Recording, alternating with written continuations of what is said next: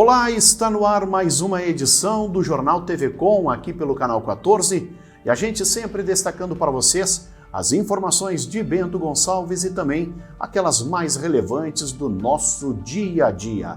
Na edição desta sexta-feira, 27 de agosto, você vai conferir: Secretaria de Esportes e Desenvolvimento Social realiza neste sábado 2 ações de conscientização em sinaleiras da cidade.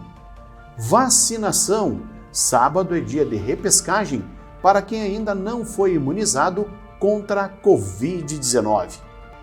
Localizado o corpo de jovem desaparecida em Serafina Correia. Rapaz de 18 anos morre em acidente de trânsito no bairro Glória. São destaques do Jornal TV Com que você confere agora.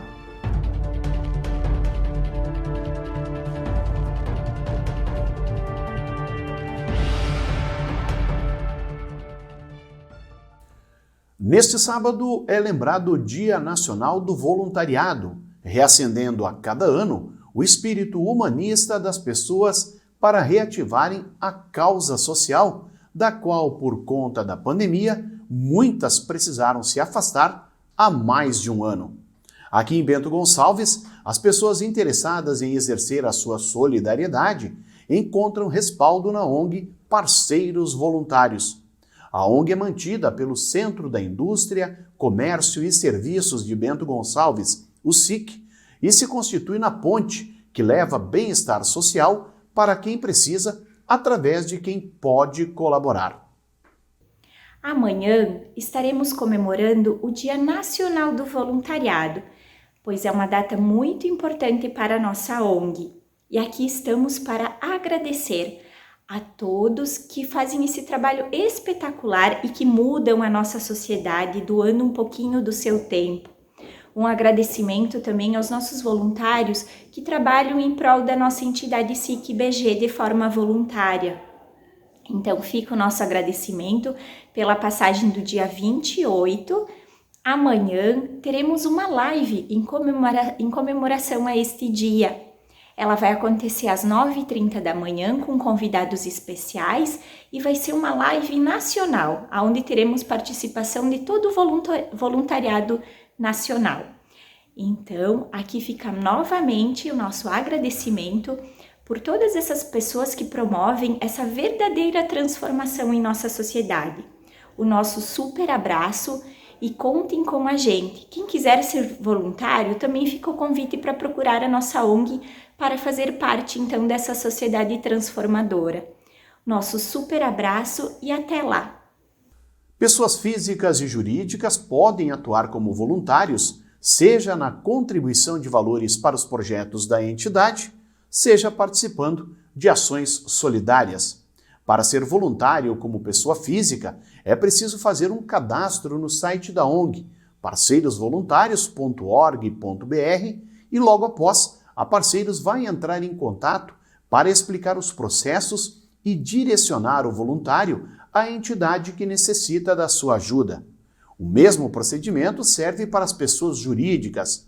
A empresa pode construir um projeto dentro da sua própria estrutura ou orientar os seus colaboradores para atuarem em iniciativas voluntárias em outras organizações que precisem de apoio. Uma boa oportunidade para se aproximar desse universo ocorre neste sábado, dia 28, com a promoção da live A Força do Voluntariado, a partir das 9h30 da manhã, com transmissão no canal da Parceiros, no YouTube e também no Facebook. Outras informações podem ser obtidas pelo telefone 99691 9251. A Secretaria de Esportes e Desenvolvimento Social realiza neste sábado 2 ações de conscientização nas sinaleiras das ruas Júlio de Castilhos, Marechal Floriano e 13 de Maio. No horário das 9 da manhã às 11 da manhã, vai acontecer a campanha Sinal Vermelho para a Esmola e um ato de prevenção de acidentes com ciclistas. A primeira sensibilização objetiva esclarecer a população para os malefícios do ato de dar esmolas. Servidores da Secretaria estarão orientando e entregando material informativo, mostrando os serviços oferecidos pela política de assistência social que objetivam promover a cidadania e tirar das ruas as pessoas em situação de vulnerabilidade. Atualmente, Bento Gonçalves conta com o Centro de Referência Especializado em Assistência Social, que atua por meio de um serviço em que os profissionais buscam criar um vínculo de confiança, orientando as pessoas a saírem das ruas. A outra ação pretende alertar condutores para a importância de viver em harmonia com os ciclistas no trânsito. Segundo dados do Ministério da Saúde, nos últimos 10 anos, 60% das mortes envolvendo ciclistas tiveram como causa os atropelamentos. A pesquisa também mostra que, em média, 855 ciclistas morrem todos os anos por envolvimento em algum acidente de trânsito. Foi publicado no Diário Oficial do Município a lei que institui o Programa de Recuperação Fiscal, o Refis 2021. A ação proporciona a quitação de dívidas relativas ao IPTU, ISS-QN, taxas e dívidas não tributárias vencidas até 25 de agosto deste ano.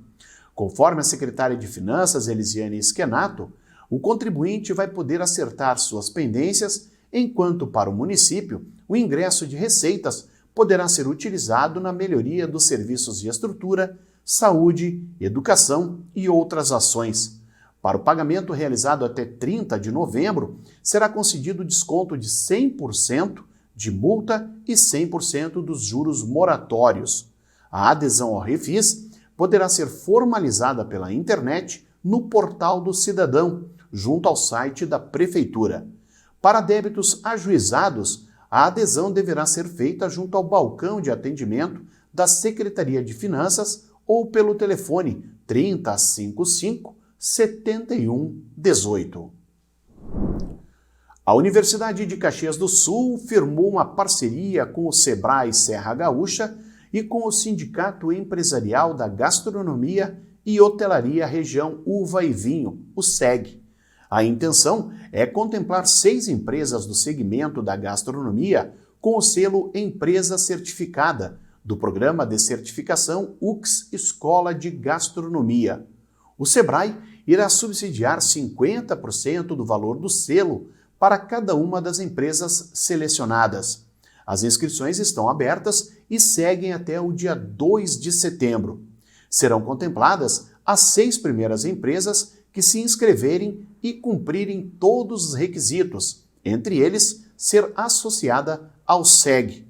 As empresas devem ter faturamento de até R$ 4.800.000 por ano, contar com mão de obra qualificada e estar com seu funcionamento legalizado, entre outros. O selo Empresa Certificada é um projeto inédito no Brasil que visa colaborar com o crescimento e com a criação de empreendimentos na área da gastronomia. A parceria com o Sebrae e o SEG é uma forma de incentivar as empresas a adotarem padrões de qualidade de excelência e, assim, buscar reconhecimento pelo seu trabalho. E no esporte, a equipe sub-17 da BGF, atual vice-campeã da categoria, conheceu seus adversários da primeira fase do Gauchão 2021. O campeonato tem previsão de início para o dia 4 de setembro, quando o time comandado por Bruno Reis e Pedro Razia estreia diante do Lyon Gaúcho, no Ginásio Municipal de Esportes. Neste ano, a competição conta com a participação de 12 clubes, os quais foram divididos em 4 grupos. A BGF está no grupo A, ao lado do PGC Império de Canoas, Lyon Gaúcho de Taquara e Acer Triunfo. Na primeira fase, as equipes se enfrentam dentro de seus respectivos grupos em turno e retorno. A estreia no Gauchão ocorre antes da participação da BGF na Taça Brasil de Clubes, categoria Sub-17, que ocorre entre os dias 12 e 18 de setembro em Criciúma, Santa Catarina. E agora no Jornal TV Com, vamos a Brasília, vamos ao ambiente da Câmara dos Deputados e conferir o comentário do deputado federal Ubiratã Sanderson. Olá, amigos de Bento Gonçalves e Serra Gaúcha, aqui deputado federal Sanderson. Hoje, sexta-feira, 27 de agosto, encerrando mais uma semana de trabalho aqui na capital federal, e tivemos aqui um clima tenso em Brasília, onde os holofotes estão no Supremo Tribunal Federal, que deverá votar provavelmente na semana que vem, já que nessa semana não foi possível, a ação de demarcação das terras indígenas. A decisão sobre o chamado marco temporal poderá afetar mais de 300 terras em processo de demarcação Brasil afora, sendo muitas dessas demarcações no estado do Rio Grande do Sul. Isso para nós é muito preocupante porque afetará ou poderá afetar inúmeros proprietários rurais, de todos os tamanhos inclusive. Será um verdadeiro caos para os produtores rurais, principalmente aqueles de pequeno a médio porte que cultivam alimentos como milho, soja, feijão, trigo, além da produção animal, de bois, frangos, suínos. Os produtores rurais têm vivido um verdadeiro clima de insegurança, pois sabem que a decisão pode expulsá-los de suas terras, algo que seria deletério, muito ruim e nefasto para aqueles que estão produzindo nas suas terras. O agricultor vive da terra. Tirá-lo da terra é o mesmo que tirar a vida e o sustento de suas famílias. Isso é algo inadmissível.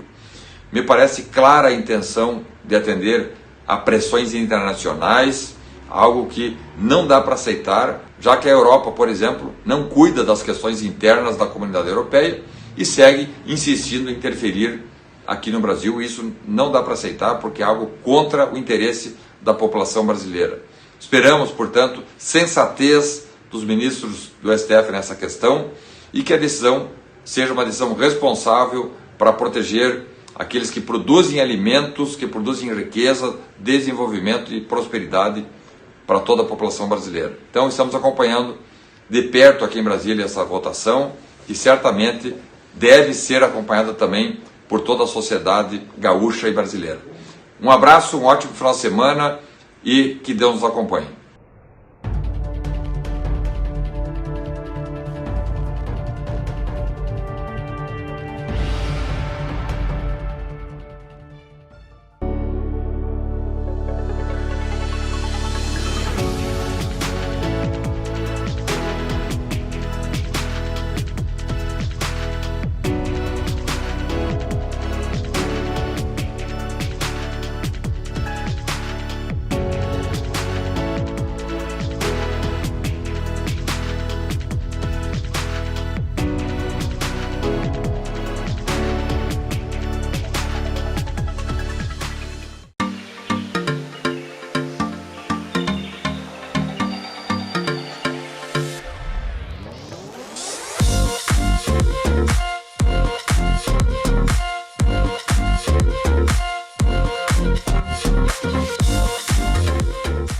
O que acontece com o mundo do vinho? A gente fala de mundo do vinho e nos remetemos a tempos antigos, tempos passados, né? Remontando uma história maravilhosa. E dentro desse mundo do vinho a gente tem a geografia, a história, a religião. E o que nós queremos trazer com isso é essa prática da experiência. E através do enoturismo a gente consegue sim transferir essa mensagem do mundo do vinho em todos os lugares. Então nos acompanhem que estamos só começando.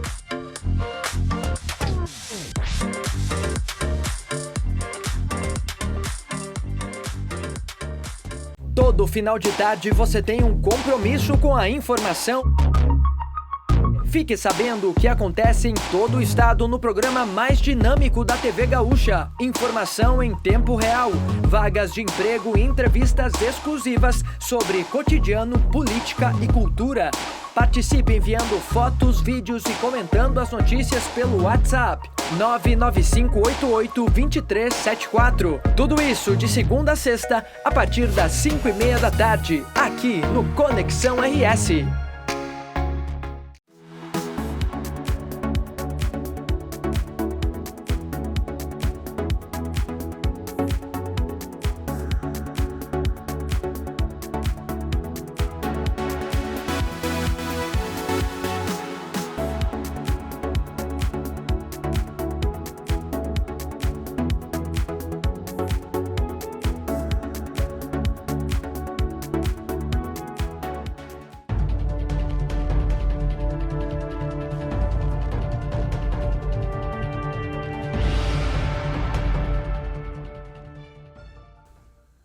O final de semana vai ser marcado pela volta do sol e a queda nas temperaturas em praticamente todo o estado.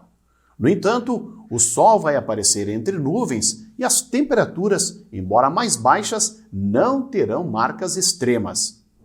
Áreas de instabilidade ainda atuam sobre a região sul do país e mantêm a condição de chuva entre áreas de Santa Catarina e também do estado do Paraná. Nas demais áreas, o tempo segue firme, principalmente sobre áreas do Rio Grande do Sul. Mas uma massa de ar frio não deixa com que as temperaturas subam muito e em Porto Alegre a temperatura não vai passar dos 22 graus na tarde deste sábado. Em Florianópolis tem previsão de chuva, a chuva pode ser bastante expressiva e a máxima não vai passar dos 19 graus na capital. Em Curitiba o dia começa frio com apenas 12 graus e a máxima não passa dos 17 graus à tarde.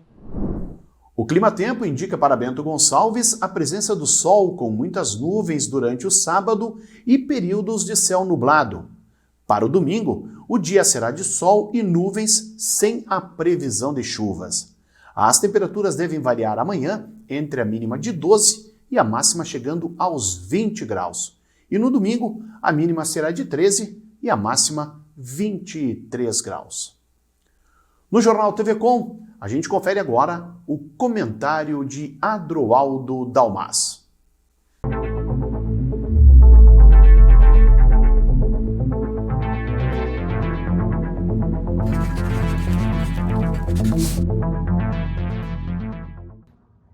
Olá!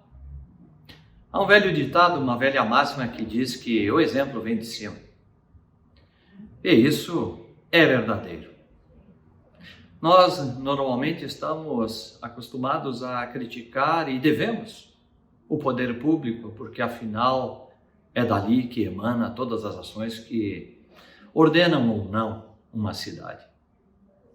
Na iniciativa privada das pessoas, do cidadão, normalmente se espera mais porque o interesse individual, o cuidar do que é seu, dentro de uma cidade, refletiria os interesses do contexto geral.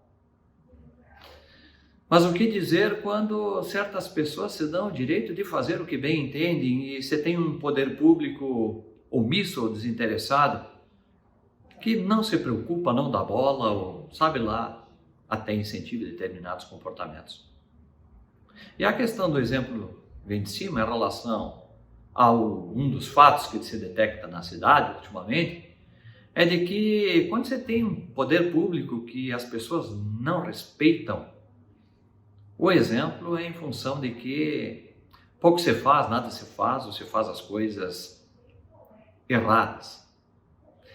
Semanas atrás comentei aqui que uma loja na frente da prefeitura, do outro lado da rua, tinha colocado no chão, na calçada, cartazes em papel grudados com adesivo, fitas adesivas, chamando as pessoas para a loja, fazendo propaganda. Alguns dias depois, foi tirado. Mas parece que aquele exemplo serviu para alguém mais. Agora, hoje, no dia de hoje, sexta-feira, o que se encontra no começo da Gomes Carneiro? Se encontra 7, 8 cartazes no chão, grudados com durex, em que inclusive se dá o preço do serviço de tratamento médico. Consulte o nosso otorrino por R$ 39. E as pessoas têm que ir caminhando por aqueles pedaços de papel grudados com durex no meio da calçada. 6, 7 cartazes de papel. Mas o que é que está acontecendo? Como que uma atividade privada se dá o direito de grudar no meio da calçada cartazes com propagandas do seu negócio? E como é que pode o poder público fingir que não vê? Como isso é possível? Da onde se tiram essas ideias? Isso não atende o mínimo critério de cidadania e respeito àquilo que é de todos. A calçada, a rua, a praça, seja o que for. Querem fazer propaganda dos seus negócios, das suas atividades? Façam através dos veículos de comunicação. Façam do jeito legal. Se isto fosse universalizado, se esse comportamento fosse tolerável, imagine o que seria. Imagina uma loja do lado da outra, um negócio do lado da outra, grudando na frente do seu estabelecimento, cartazes de papel no chão, na calçada. Qual é o limite disso? Aonde essas pessoas estão com a cabeça? Qual o conceito de cidadania e de respeito que tem? E outro, poder público. Já não bastava praça pública servida de varal, já não bastasse o acampamento nas esquinas com tudo que é quinquilharia. Mas agora, as lojas, os negócios, as atividades privadas grudando cartazes de papel no centro. Aonde é que isso aí vai chegar? E quando é que a prefeitura vai tomar alguma providência em relação a isto? Multa é pouco para esse tipo de comportamento. E, aliás, vou dizer mais. Pessoalmente falando, acho que os consumidores deveriam dar respostas para estas lojas, esses estabelecimentos que fazem isso. E a resposta é, pelo menos a minha: não entro e não consumo qualquer produto de uma loja dessas que tenha atitudes de desrespeito à coisa pública como essas. Pensem nisso e fiquem com Deus.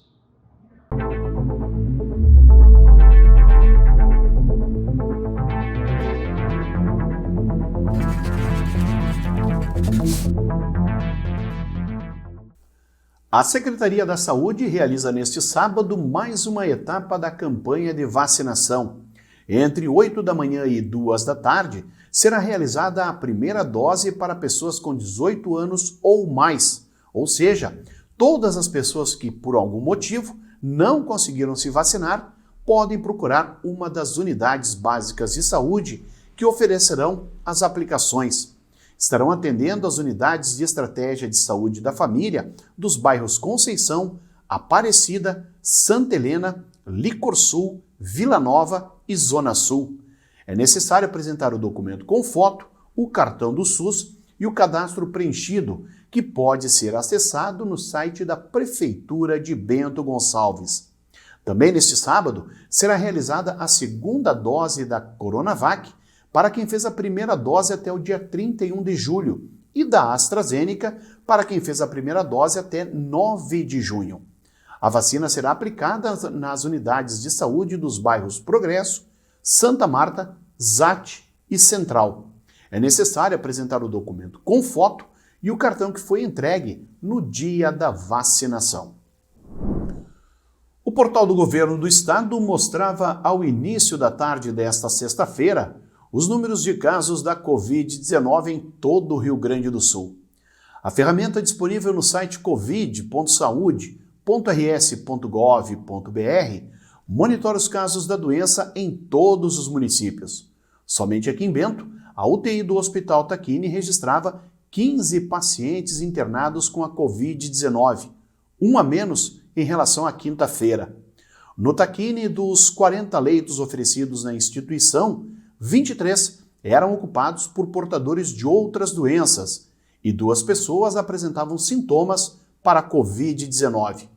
O boletim atual mostra ainda o uso de 17 respiradores, 3 a mais em relação ao boletim anterior, sendo que a capacidade é de 40 aparelhos.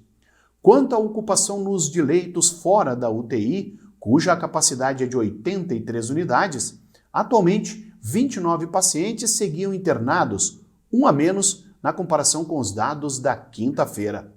As informações que constam no portal são alimentadas todos os dias com dados que são repassados pelo Hospital Tacchini e também pela Secretaria Municipal da Saúde. Após 22 dias de um trabalho intenso de investigações, os agentes das delegacias de Polícia Civil de Serafina Correia e de Guaporé localizaram na tarde da quinta-feira o corpo de Daniele dos Santos Camargo, de 23 anos.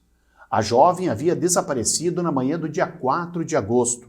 Desde então, os policiais coordenados pelo delegado Tiago Lopes de Albuquerque e com o apoio do Corpo de Bombeiros voluntários do Serviço Civil Auxiliar de Bombeiro e População efetuaram buscas baseadas na trajetória do deslocamento do automóvel do ex-namorado, um homem de 40 anos. A serafinense foi encontrada enterrada em uma área na localidade de Caçador, na zona rural daquele município, num trecho que liga a Serafina Correia a Nova Araçá. Logo após o desaparecimento de Daniele, a Polícia Civil trabalhava com a hipótese de que a jovem havia sido morta pelo ex-namorado, o qual já está preso temporariamente. Na semana passada, a perícia realizada no carro do acusado encontrou vestígios de sangue da vítima. Mesmo com a localização do corpo de Daniele, a polícia segue ouvindo testemunhas e analisando imagens de vídeo monitoramento para obter o máximo de evidências para descobrir os motivos do crime. A Brigada Militar e a Polícia Civil deflagraram na quinta-feira uma operação conjunta denominada Shut Up contra o crime organizado nos municípios de Veranópolis, Vila Flores e Nova Prata. Nas 3 cidades da Serra, os agentes de segurança cumpriram diversos mandados de busca e apreensão. Ao menos 8 pessoas foram presas pelos crimes de tráfico de droga, associação ao tráfico e posse irregular de arma de fogo. Foram apreendidos R$ 1.813 em moeda corrente, 153 gramas de cocaína, 40 gramas de maconha, 8 pés de maconha, 4 armas de fogo, sendo 3 com numeração raspada, várias munições de diversos calibres, cartuchos deflagrados, aparelhos de celular e um veículo. Os presos foram encaminhados para a delegacia de polícia, onde foi lavrado o auto da prisão em flagrante. Posteriormente, 5 indivíduos foram conduzidos ao Presídio Estadual de Nova Prata. Policiais da Força Tática do 3º Batalhão de Policiamento das Áreas Turísticas, 3º BPAT, realizaram o fechamento de uma casa de jogos de azar aqui em Bento Gonçalves. O estabelecimento, localizado na rua Borges do Canto, no bairro São Bento, foi vistoriado pelos policiais após denúncias e durante as buscas ao estabelecimento foram localizadas 14 máquinas caça-níqueis, 16 monitores, R$ 2.558 em dinheiro, máquinas de cartão de crédito e caderno de anotações. Os objetos foram apreendidos pela Brigada Militar e a responsável pelo estabelecimento, após assumir o compromisso de comparecer em juízo, foi autuada em flagrante. Policiais da Força Tática do 3º BPAT, o Batalhão de Policiamento das Áreas Turísticas, realizaram na noite da quinta-feira a prisão de um homem pelo crime de porte ilegal de arma de fogo e tráfico de drogas. O fato foi registrado na rua Ivan Copati, no bairro Vila Nova, aqui em Bento. A prisão ocorreu durante patrulhamento pelo bairro, quando os policiais abordaram um homem de 51 anos e apreenderam com ele um revólver calibre 38 com 5 munições e também 6 porções de cocaína, 32 gramas de cocaína, 2 porções de maconha e R$ 144 em dinheiro. O indivíduo, que já possui antecedentes policiais por tráfico de drogas, roubo à residência, ameaça, lesão corporal e desacato, foi preso em flagrante e encaminhado até a delegacia de polícia aqui de Bento Gonçalves para os procedimentos policiais. Um acidente de trânsito resultou na morte de um rapaz de apenas 18 anos na noite da quinta-feira aqui em Bento.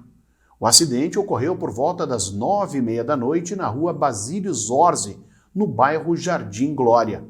Conforme a Brigada Militar, o condutor teria colidido violentamente a motocicleta que dirigia contra um automóvel.